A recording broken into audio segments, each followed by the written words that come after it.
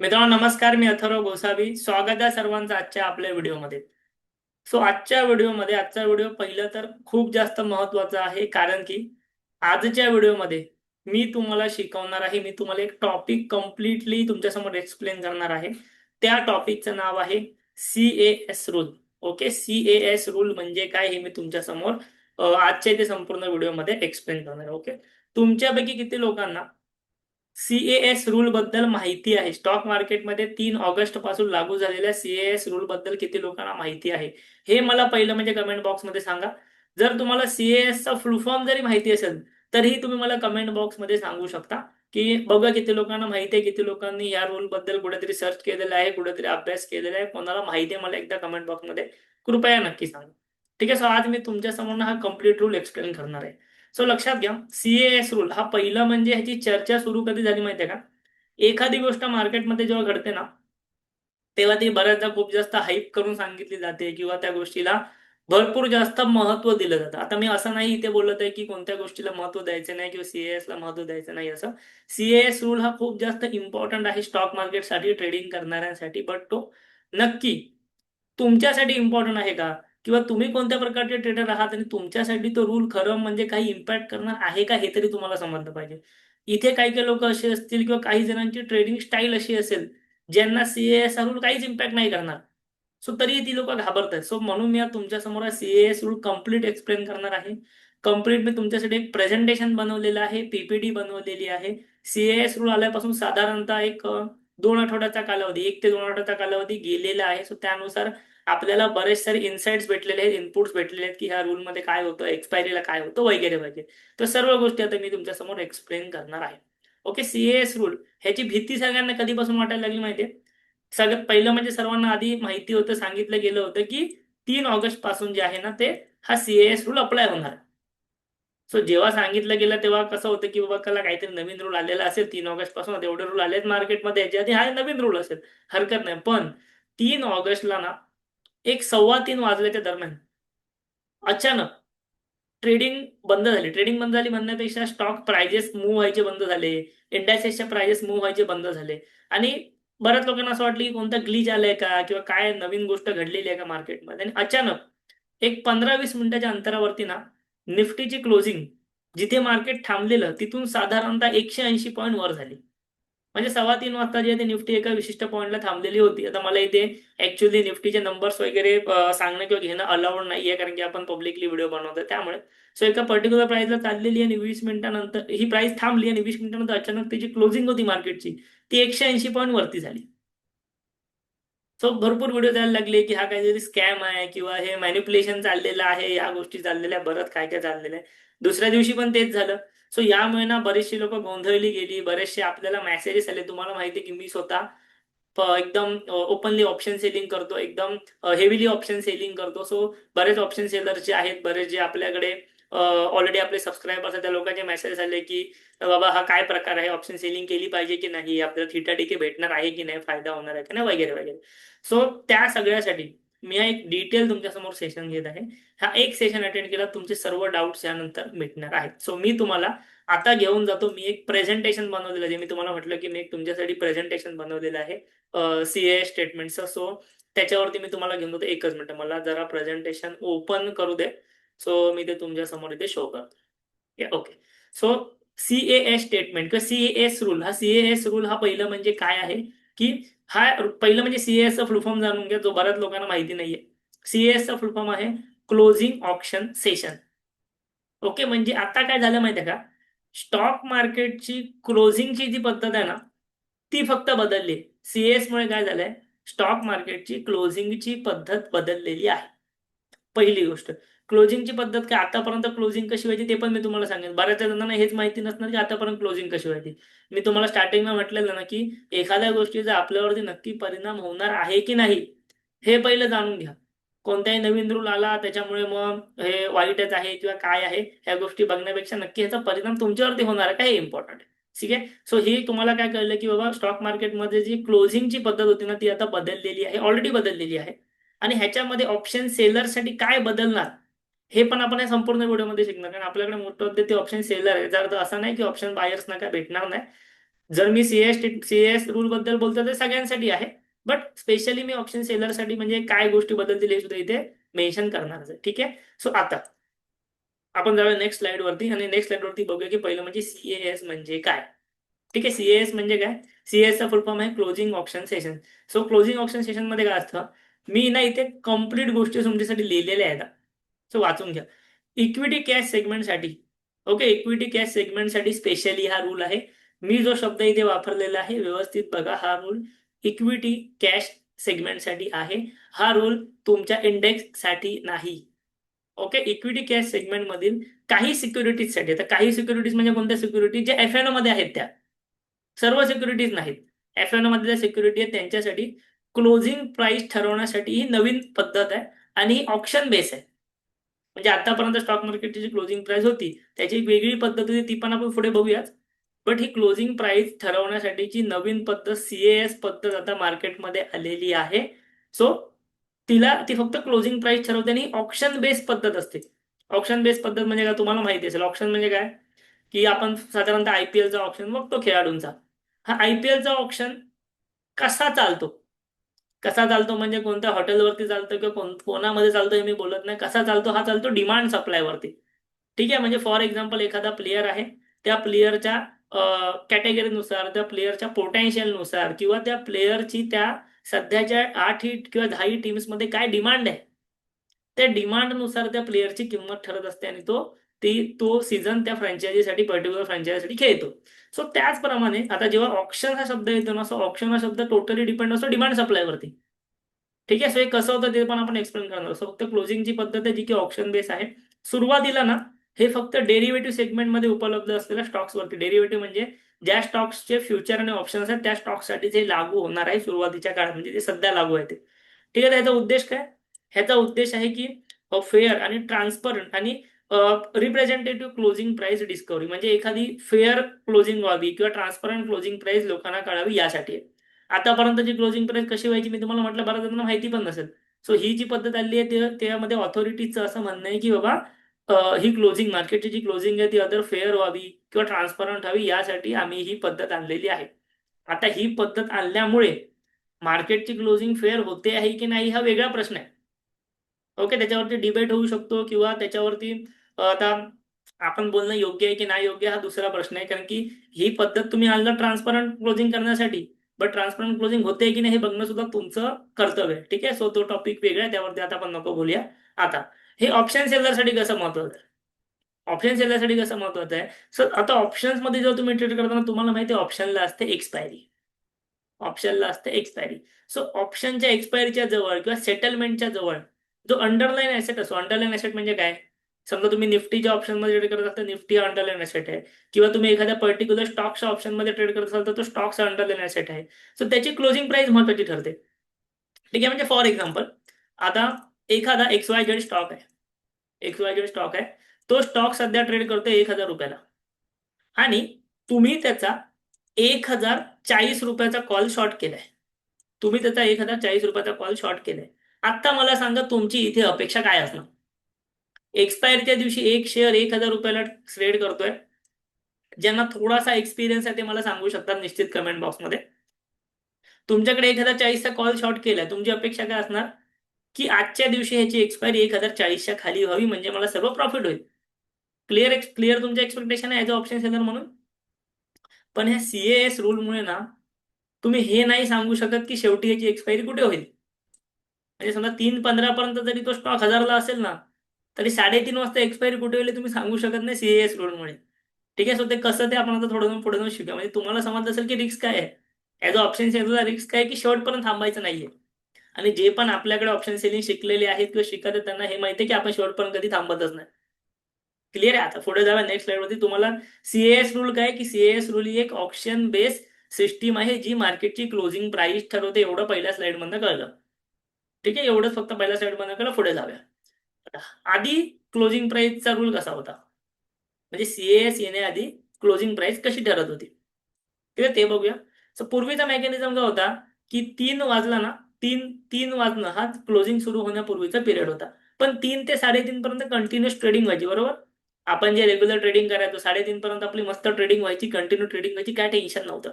आणि 3:30 वाजताना मार्केट थांबलं की क्लोजिंग प्राइस कशी ठरायची?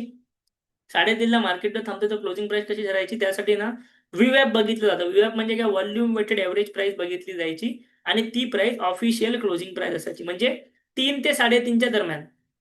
ओके. शेवटच्या 30 मिनिटांमध्ये जी ट्रेडिंग व्हायची पर्टिक्युलर ऍसेटमध्ये, म्हणजे निफ्टी असेल किंवा बँक निफ्टी असेल किंवा कोणताही स्टॉक असेल, ह्याच्यामध्ये शेवटच्या 30 मिनिटांमध्ये जी ट्रेडिंग व्हायची, त्या ट्रेडिंगच्या आधारावरती, ट्रेडिंग प्राइसच्या आधारावरती जो व्हीवॅप निघायचा, व्हीवॅप म्हणजे व्हॉल्यूम वेटेड एव्हरेज प्राइस निघायची, ती असायची क्लोजिंग प्राइस. ठीक आहे. म्हणजे समजा तुम्हाला, म्हणजे समजा 3 वाजता निफ्टीची प्राइस असेल 24,000, 3:30 पर्यंत ती बदलत राहील 3 ते 3:30 मध्ये. सो त्याच्यामध्ये जी व्हॉल्यूमच्या बेसिसवरती एव्हरेज प्राइस आहे ना, ती असायची क्लोजिंग प्राइस ह्याच्या आधी. हे आपल्याला माहिती होतं, कदाचित बऱ्याच जणांना आता कळलं असेल की क्लोजिंग प्राइस अशी निघायची याच्या आधी सुद्धा. ठीक आहे. आता तुम्हाला पहिल्यांदा कळलं असेल, व्हिडिओला नक्की लाईक करा. युट्यूबवर बघत असाल तर मला कमेंटमध्ये नक्की सांगा की तुम्हाला हे फर्स्ट टाइम कळालं. ही होती आधीची पद्धत. एकदम सोपी पद्धत होती की शेवटच्या अर्ध्या तासामधलं एव्हरेज व्हीवॅपच्या आधारावरती ती प्राइस निघायची. आता काय होतं, सीएस आल्यामुळे काय बदललं? पहिलं म्हणजे ना, 3:15ला तुमचं जे अंडरलाईन ऍसेट असतात ते थांबतात. म्हणजे निफ्टी असेल किंवा एफएनओ साठी जे स्टॉक्स असतील ते सर्व 3:15 वाजता थांबतात. 3:15 पर्यंत रेग्युलर ट्रेडिंग मध्ये नॉर्मल होते. 3:15ला ते थांबतात ट्रेडिंग करणं. आणि 3:15 ते 3:20, 3:15 ते 3:20 यामध्ये ना रेफरन्स प्राइस किंवा ट्रान्झिशन पिरियड असतो. त्यानंतर 3:20 ते 3:25 हा लिमिट प्लस मार्केट ऑर्डरच्या एंट्रीचा पिरियड असतो. आणि 3:25 ते 3:30 हा लिमिट ऑर्डर्स होती. म्हणजे हा एक, त्यांनी एक सेगमेंटेशन केलंय की 3:15 ते 3:20 मध्ये काय आम्ही बघणार. सो अशा प्रकारे. सो 3:30 झाले ना की 3:30 ते 3:35 मध्ये ऑर्डर मॅचिंग होते. ऑर्डर मॅचिंग म्हणजे काय, की एखादा XYZ स्टॉक आहे. मला माफ करा, मी इथे नाव नाही घेऊ शकत कोणत्याही स्टॉकचं. XYZ स्टॉक आहे. त्या स्टॉकची सध्याची किंमत चालू आहे 1,000 रुपये. जर समजा लिमिट ऑर्डरमध्ये, हे limit market order reference price वगैरे ह्यानुसार, समजा जे लिमिट ऑर्डर्स वाली लोक आहेत किंवा जे बायर्स आहेत ना, ते बायर्सच्या ऑर्डर, आता मला समजा 1,000 रुपयाची प्राइस आहे स्टॉकची, तर बाईंग ऑर्डर कुठे लागल्या असतील? कुठेही लागले असतील. समजा 990 ला लागले असतील, 995 ला लागले असतील, 1,000 ला लागले असतील, किंवा ह्या ज्या ऑर्डर लागतात, म्हणजे समजा 3:15 ला ट्रेडिंग थांबते ना, सो त्यानंतर त्या ऑर्डर असतात, सो त्या समजा 1,005 ला लागले असतील. आणि सेलिंग ऑर्डर कुठे लागले असतात? थोड्याशा वरती.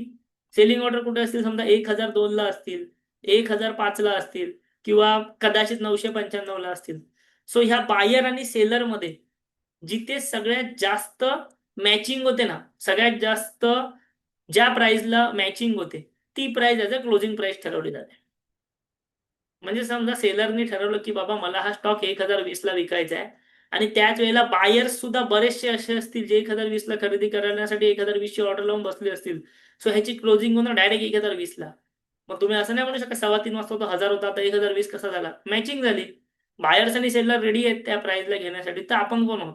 मग ती त्या ठिकाणी क्लोजिंग प्राइस होते. सो ही एक पद्धत नवीन तयार करण्यात आलेली आहे, सीएएस पद्धत.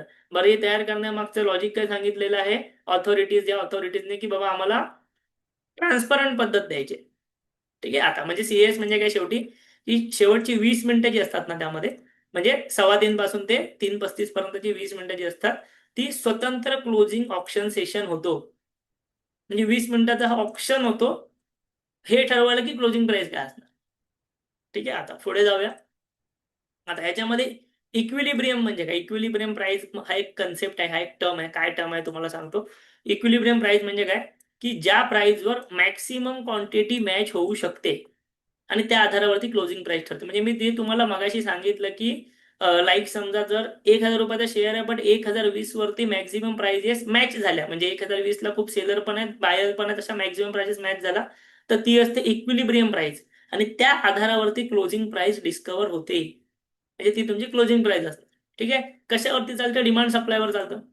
म्हणजे बायर्स कोणत्या प्राइसवर किती क्वांटिटी खरेदी करू इच्छितात आणि सेलर कोणत्या प्राइसवर किती क्वांटिटी विकू इच्छितात, ही प्राइस जिथे जास्त मॅचिंग होते ती असते क्लोजिंग प्राइस, इक्विलिब्रियम प्राइस. ठीक आहे. म्हणजे काय, ही शेवटच्या एका ट्रेडची प्राइस नसते कधीही. क्लोजिंग म्हणजे ती ॲव्हरेज असते. पूर्वी ती ॲव्हरेज असायची, आता ती इक्विलिब्रियम प्राइस असते, म्हणजे मॅचिंग प्राइस असते असं समजा. ठीक आहे. बरं, ह्या सगळ्या गोष्टी ज्या काही होतात ना, ते 3:15 ते 3:35 मध्ये होतात. त्याच्या आधी काही तुम्हाला टेन्शन घ्यायची गरज नसते. क्लिअर आहे आता? त्याच्यामध्ये ऑप्शन सेलरसाठी खरी गोष्ट कुठे आहे? मग आपण एवढ्या वेळा ऑप्शन सेलिंग बद्दल बोललोच नाही, किंवा ऑप्शन बायरसाठी कुठे? सेलर सोडून ते ऑप्शन बायरसाठी खरी गोष्ट कुठे? बघ, मी तुम्हाला जे एक्झाम्पल दिलं सेम. 3:15ला समजा तुम्ही एखादा तुमचा स्टॉक 1,000 रुपयामध्ये आहे आणि तुम्ही कॉल शॉर्ट केलेला आहे 1,020चा. 3:15ला 1,000 रुपयामध्ये तुमचा स्टॉक आहे, तुम्ही कॉल शॉर्ट केलेला आहे 1,020 रुपयाला.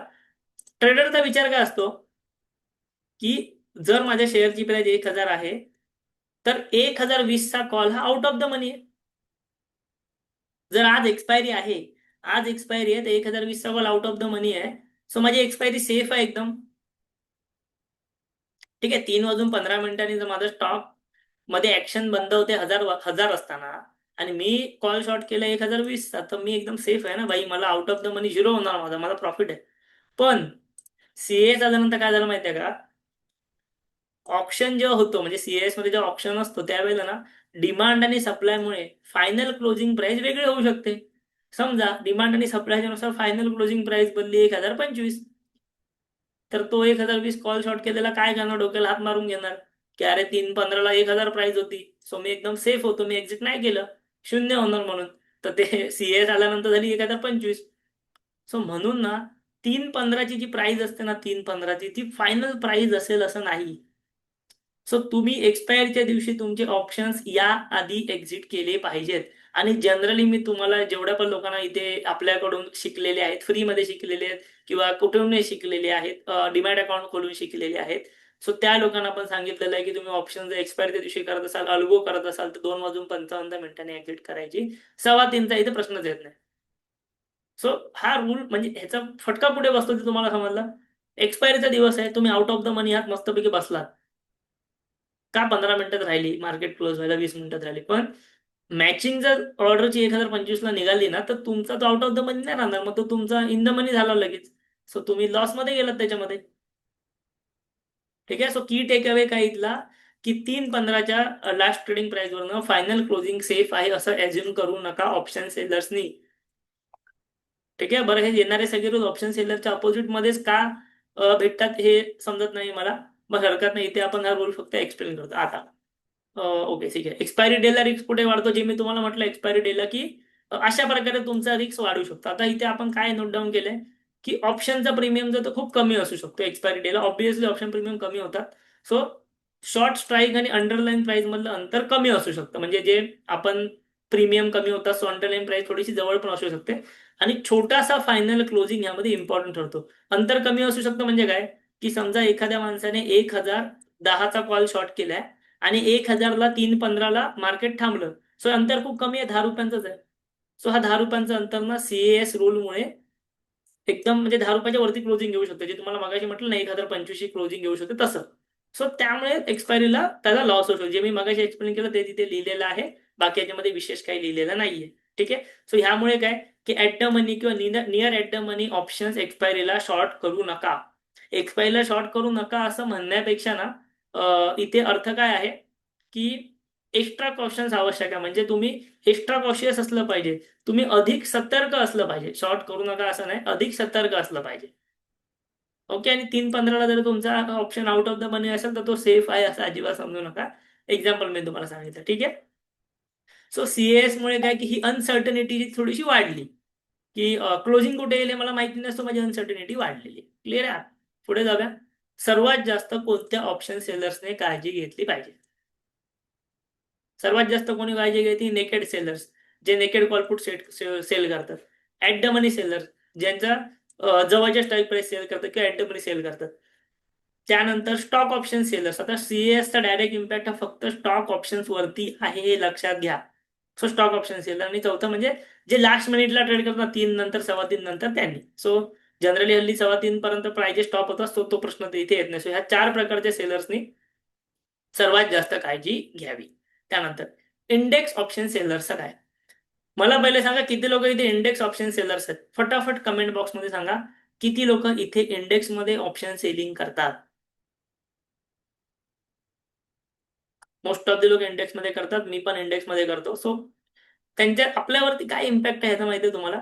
ठीक आहे, मी तुम्हाला सिंपल सांगतो. वारंवार तुम्हाला सांगितलं ह्या व्हिडिओमध्ये, की सीएस चा रूल जो आहे ना, तो इक्विटी कॅश मार्केटच्या स्टॉक्सला आहे, इंडेक्सला नाही. सीएसचा रूल इंडेक्स स्टॉक मार्केटला लागू नाही. पण काय होतं माहितीये मला सांगा, निफ्टीमध्ये ज्या कंपन्या आहेत, निफ्टीमध्ये ज्या कंपन्या आहेत 50, त्या सगळ्या F&O वाल्या कंपन्या आहेत, बरोबर. सो निफ्टी मधल्या कंपन्यांवरती हा रूल लागू आहे. मग भले हा रूल डायरेक्टली इंडेक्सवरती लागू नसेल, पण इंडेक्सच्या कंपन्यांवरती लागू आहे ना रूल. सो जर कंपन्यावरती इम्पॅक्ट झाला तर इंडेक्सवरती पण होते. लक्षात आलं तुमच्या. सो कोणत्याही इंडेक्सवरती नाही, ह्याचा डायरेक्टली इम्पॅक्ट नाहीये. बट इनडायरेक्ट इम्पॅक्ट काय आहे? ती निफ्टी हा काय, निफ्टी हा 50 कंपन्यांपासून बनलेला एक इंडेक्स आहे. निफ्टी हा आकाशातनं पडलेला नाहीये, 50 कंपन्या आहेत त्याच्यामध्ये. सो जर त्या 50 कंपन्यांच्या स्टॉक प्राइस वरती, क्लोजिंग प्राइस वरती इम्पॅक्ट होणार आहे, तर ऑब्व्हियसली इम्पॅक्ट निफ्टीवर होणार. ठीक आहे. मग त्याच्यामध्ये हे सगळं वेटेजवाल्या कंपन्या बिंपन्या हे आहे.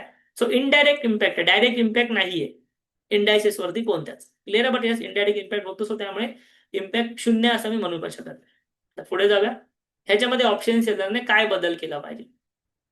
ऑप्शन सेलरने काय बदल केला आहे? पहिलं म्हणजे 3-15 नंतरच्या तुमच्या ज्या स्ट्रॅटेजी असतील ना, म्हणजे इंट्राडे वाल्या, तर त्या तुम्ही रिव्ह्यू करा परत एकदा. एक्सपायरीला कॉशियस राहा, का कॉशियस राहा. मगाशी जे एक्झाम्पल दिलं तुम्हाला, की कधीही तुमचा out of the money option in the money होऊ शकतो, ऍट द मनी होऊ शकतो. ओके. तुम्ही रिस्क डिफाईन करा, म्हणजे स्प्रेड्स करा, जसं की क्रेडिट स्प्रेड, डेबिट स्प्रेड किंवा हेज करा. तर तुम्हाला एक्सपायरी पर्यंत ट्रेड करायचं असेल तर, आणि कोणतेही पॅनिक होऊ नका. इंडिकेटिव्ह मुवमेंट बघून पॅनिक होऊ नका. आणि जी लोक, असे इथे किती लोक आहेत जे पोझिशनल ऑप्शन सेलिंग वगैरे करत आहेत, लक्षात घ्या. पोझिशनल ऑप्शन सेलिंग करत असाल तुम्ही, महिन्याची करत असाल, 2 महिन्याची करत असाल, आठवड्याची करत असाल, एवढा मोठा इम्पॅक्ट तुमच्यावरती, आपल्यावरती होत नाही. हा इम्पॅक्ट फक्त आहे एक्सपायरी ट्रेडिंग, डे ट्रेडिंग यांच्यासाठी. ठीक आहे. एवढा मोठा इम्पॅक्ट तुमच्यावरती होत नाही. मी तुम्हाला व्हिडिओच्या शेवटी शेवटी हेही सांगणार की गेल्या 2 एक्सपायरीच्या माझ्या अनुभवातनं की काय इम्पॅक्ट होतो ऍक्च्युअल मार्केटमध्ये. हे तुम्हाला फक्त मी पीपीटी तिथे रेडी केले, ती फक्त दाखवते. ठीक आहे.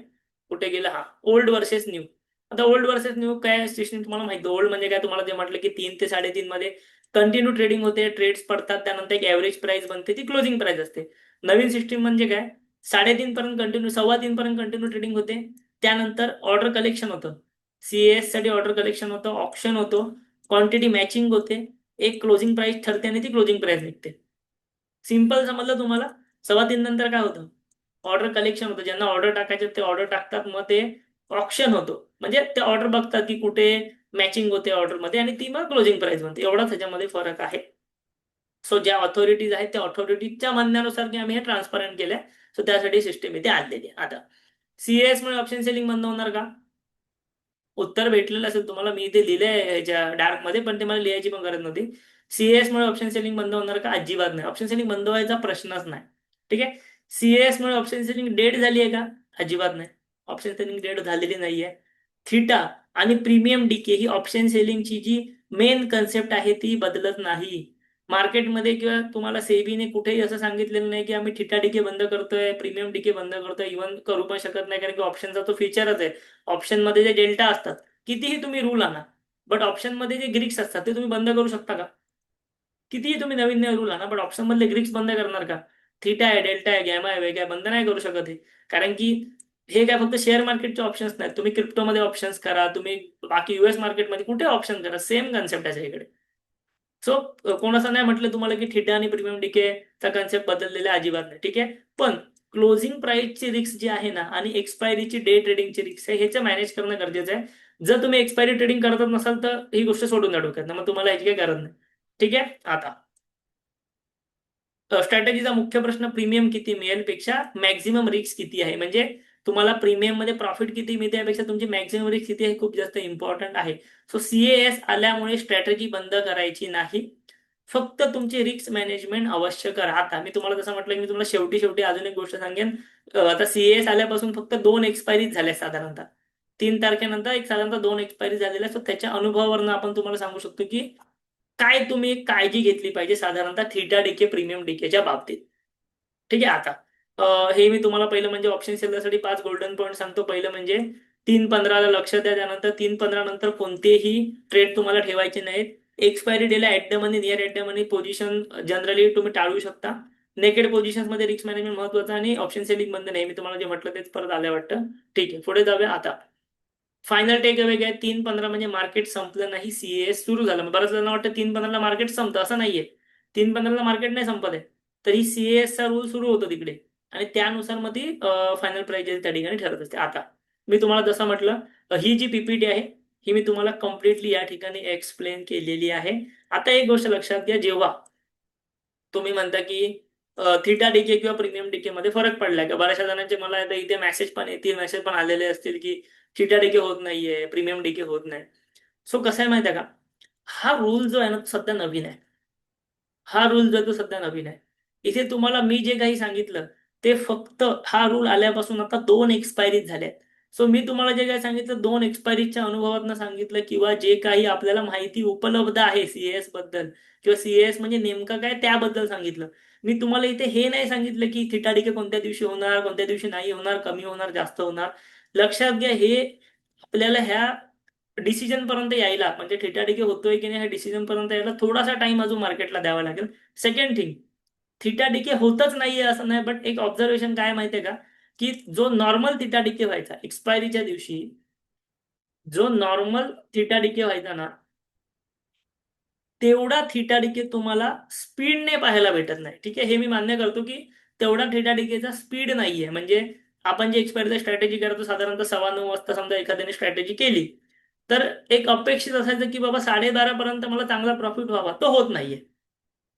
म्हणजे मार्केट बाहेर साईडवेज झालं तरी पहिल्या हाफमध्ये फर्स्ट हाफमध्ये थिटा डीके तेवढा फास्ट होत नाहीये. थिटा डीके होतच नाहीये म्हणणं एकदम चुकीचं आहे. थिटा डीके होतोय, बट तो तेवढा फास्ट होत नाही, ज्या स्पीडने झाला पाहिजे किंवा ज्या स्पीडने आतापर्यंत होत होता तेवढा होत नाहीये.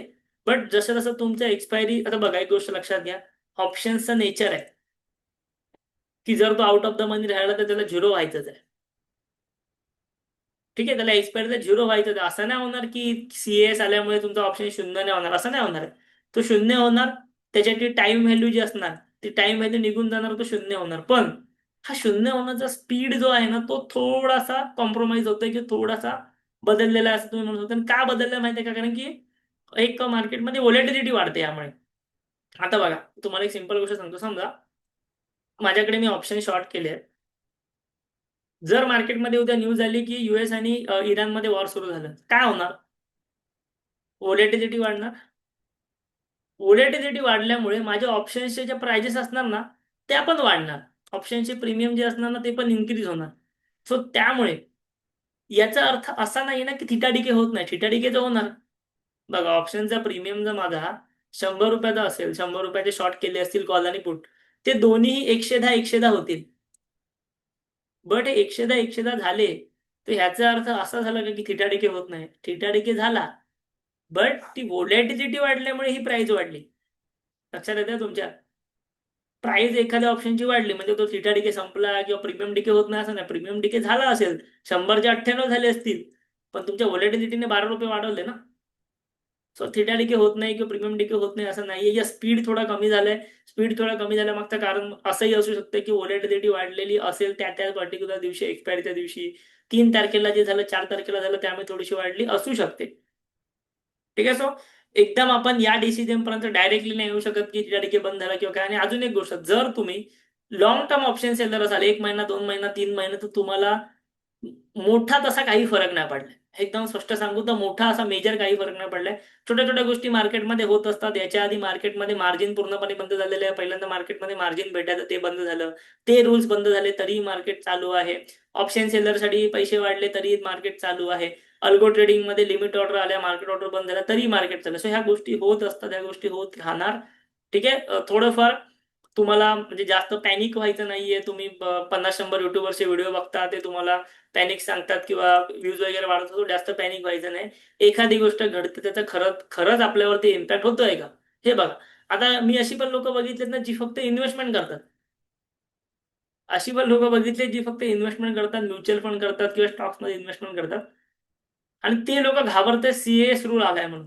आता काय संबंध आहे CAS रूल आल्याचा तुमच्यासोबत? तुम्ही इन्व्हेस्टमेंट करत आहात, तुम्ही म्युच्युअल फंड मध्ये इन्व्हेस्टमेंट करताय, लॉंग टर्म साठी करताय किंवा स्टॉक्स मध्ये करताय, लॉंग टर्म साठी करताय. तुम्ही ऑप्शन्स करत नाही, ऑप्शन्स कडे बघत नाही. सो काय ह्याच्यामध्ये त्या लोकांचा तरी संबंध नाही. सो म्हणून एखाद्या गोष्टीचा नक्की आपल्याला फरक पडणार आहे की नाही ते बघा.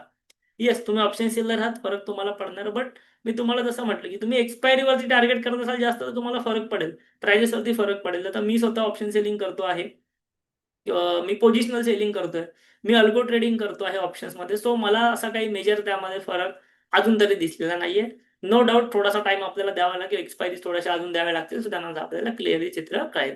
ठीक आहे. सो आय होप सो सर्वांना हा CAS रूल जो आहे तो एक्झॅक्टली काय आहे याबद्दल तुम्हाला माहिती समजलेली असेल, याबद्दल तुम्हाला नॉलेज झालेलं असेल. सो नक्की मला तुम्ही ह्याच्याबद्दल व्हिडिओला कमेंट बॉक्समध्ये नक्की सांगू शकता. आजच्या व्हिडिओमध्ये मी तुम्हाला जे काही शिकवलं CAS रूल बद्दल तुम्हाला आवडलेलं असेल तर नक्की ह्या व्हिडिओला एक लाईक करा आणि हा व्हिडिओ तुमच्या जास्तीत जास्त मराठी मित्रांपर्यंत पोहोचवा, कारण की का गरजेचं आहे की सगळ्यांना कळू दे. ठीक आहे. व्हिडिओ नक्की लाईक करा. युट्यूबवरती आपल्या चॅनलला जरूर सबस्क्राईब करा. हे आपलं ऑप्शन सेलिंग मराठीचं चॅनल आहे, बेसिक पासून सुरुवात केलेली आहे, शून्यापासून. नक्की व्हिडिओ लाईक करा, कमेंट करा, व्हिडिओ कसा वाटला आणि आपल्या चॅनलला जरूर सबस्क्राईब करा. Okay, thank you. धन्यवाद.